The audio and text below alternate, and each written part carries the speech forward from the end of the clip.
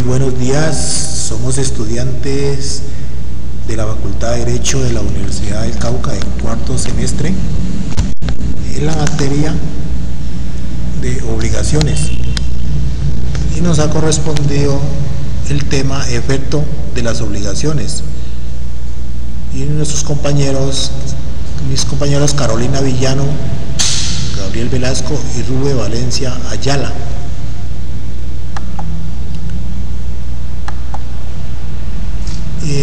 En una breve introducción nos dice que los efectos de las obligaciones pues son las consecuencias jurídicas que nacen de la misma, que consiste en la necesidad de que se cumpla la obligación, ya sea voluntariamente o a través de los medios judiciales que otorga la ley. El efecto se traduce en la ejecución de la obligación.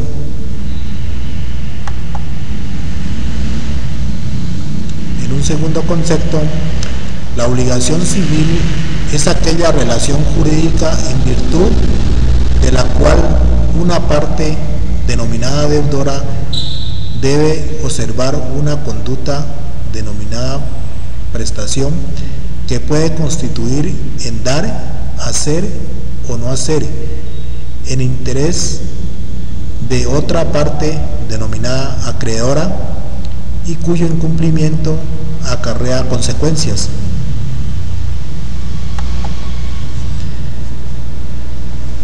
En otro concepto, los efectos son consecuencias que surgen de la relación obligaciones y se proyectan con relación al acreedor, con relación al deudor, y desde que la obligación es una relación jurídica, sus efectos son consecuencias de índole jurídica que derivan de ella.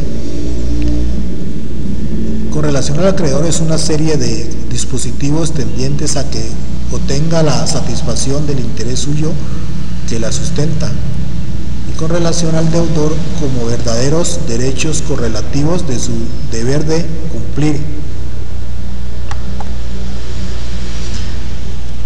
En una breve historia, se dice que la forma más básica de obligación tuvo su origen en los pueblos primitivos, en donde quien había cometido un delito podría pagar un precio para compensar el daño que había generado al agraviado. Y la palabra obligación se viene utilizando desde el siglo XII, pero etimológicamente viene de la voz latina obligare, atar, a ligar con. En el derecho romano, pues, en un juicio, la vinculación jurídica que era personal, es decir, el deudor comprometía a su persona y no su patrimonio para asegurar el pago. No es sino hasta la les poetelia papiria que algunos autores sitúan fecha en que fue expedida en el 457 antes de Cristo, inclusive en el año 326 antes de Cristo, que cambia la naturaleza de la misma, ya que la sujeción dejó de ser personal y pasó a vincular al patrimonio del deudor, pudiendo el acreedor cobrarse con éste ante el incumplimiento del deudor.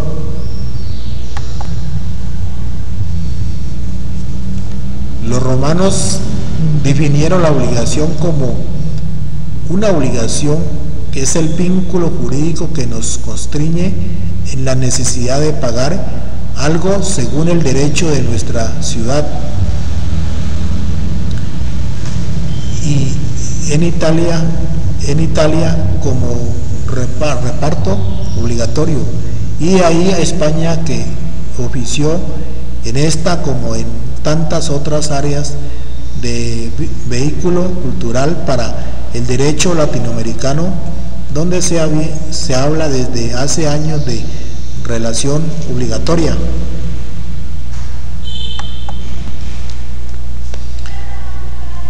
Entonces nos dice que los efectos de las obligaciones tienen que ver con los derechos de los acreedores. ¿Qué acciones tiene el acreedor en caso de incumplimiento o en caso de insolvencia del acreedor?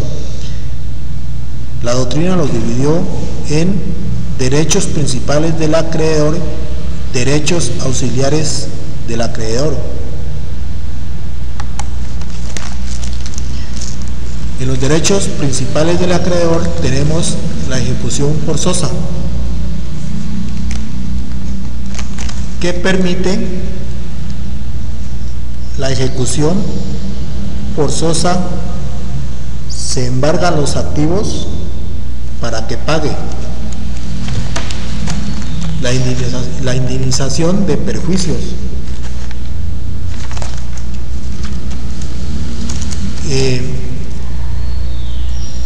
Es un derecho principal del acreedor que tiene como fundamento el hacer de que un tercero no pueda de ninguna forma aprovecharse de los derechos que otra persona le corresponden.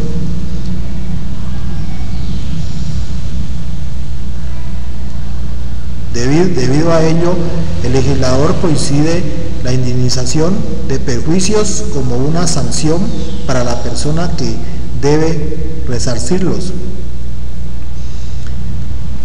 Y esos perjuicios pues también se dan en dos clases, que son compensatorios y moratorios.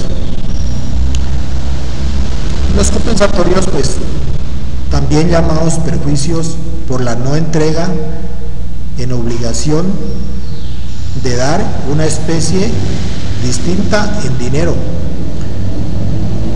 y perjuicios por no realización del hecho, obligación de hacer, y perjuicios por el incumplimiento, obligación de no hacer, que son el equivalente al cumplimiento de la obligación, viene a constituir la obligación misma. Y los moratorios, que consiste en el derecho que tiene el acreedor para solicitar un equivalente en dinero a lo que habría cumplido el cumplimiento oportuno de la obligación. Un ejemplo de ello es una niña que manda a hacer su vestido para su fiesta de 15 años, un ejemplo para el 30 de mayo, pero el diseñador le quedó mal con el vestido, igual. Entonces la niña le toca solucionar su problema por el otro lado, porque el señor le incumplió. Entonces ella solicita que se le pague con los intereses compensatorios y moratorios, y no el cumplimiento del contrato, porque puesto que ya pasó el 30 de mayo.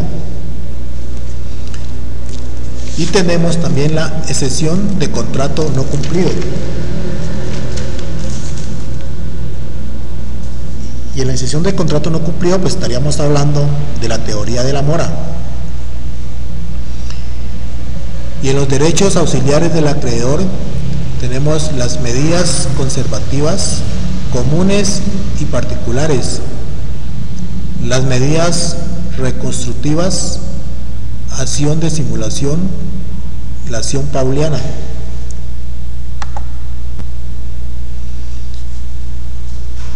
En los derechos principales tenemos la ejecución coactiva. La ejecución coactiva persigue el cumplimiento de la obligación y para ello pues tiene en cuenta el patrimonio del deudor, dejando de lado los bienes inembargables.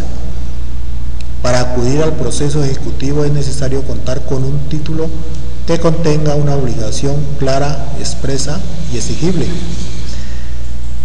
Se puede demandar ejecutivamente para el cumplimiento de una prestación de dar, hacer y no hacer.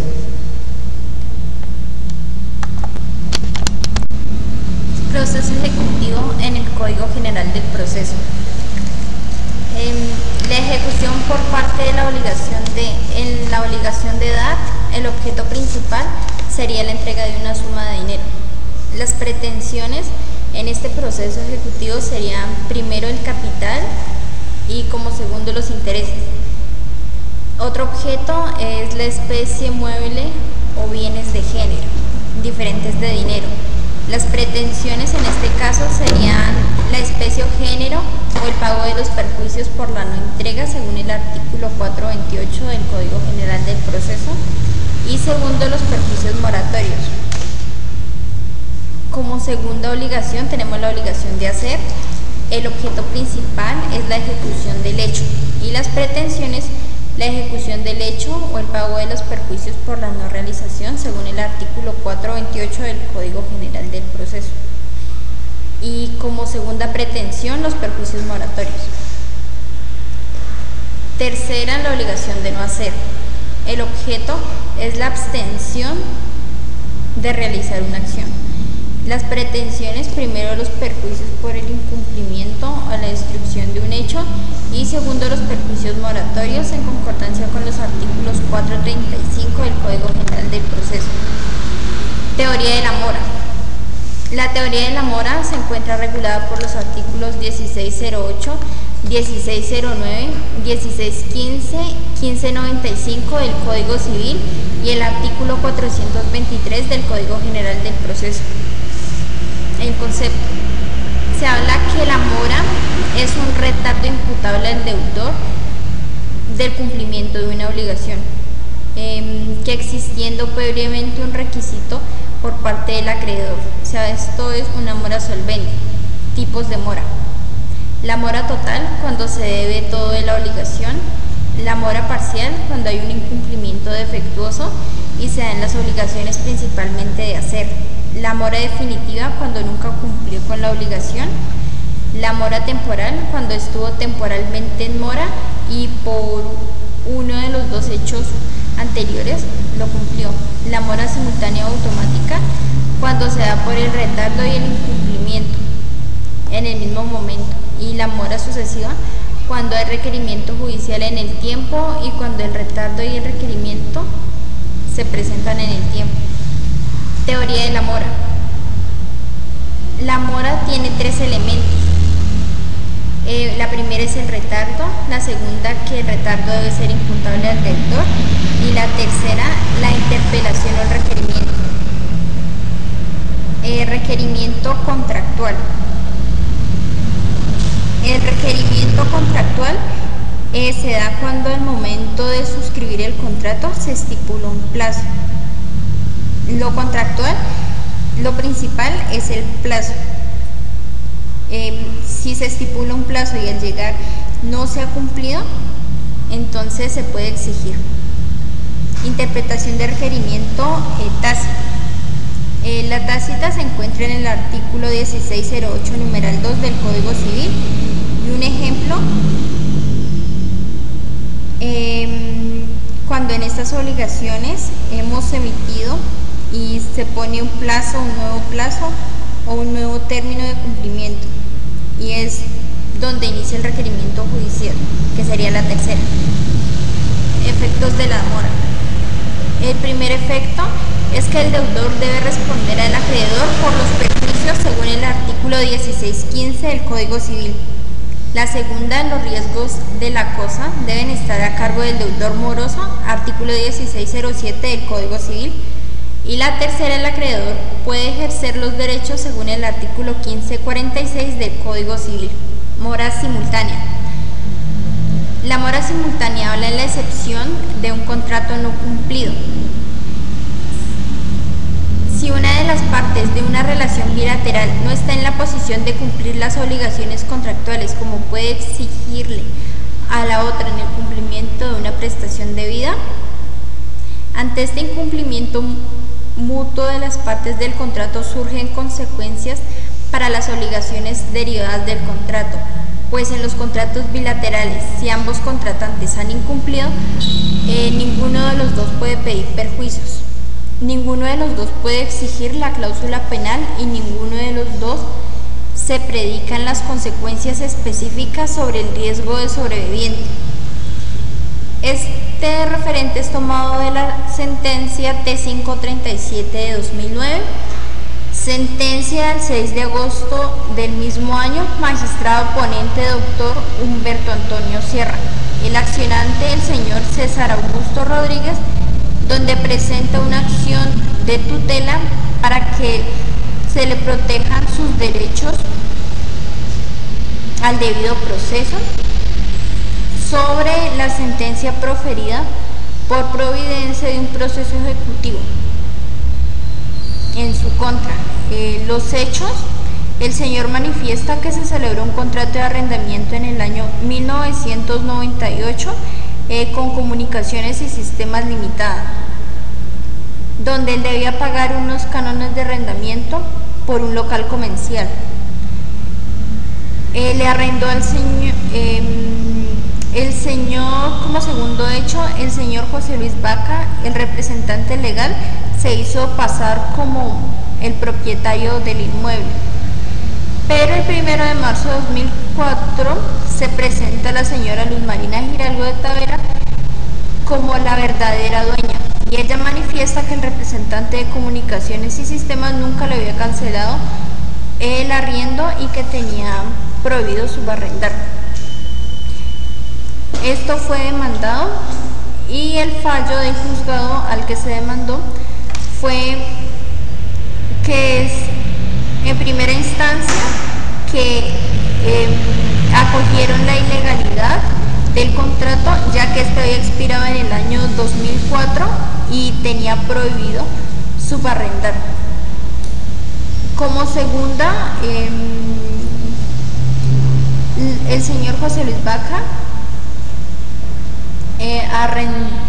interpuso una apelación, recurso de apelación, donde fue revocado el anterior fallo por un juez de circuito, donde dispuso seguir adelante con la ejecución y se le obligó a pagar con los cánones de arrendamiento desde 2004.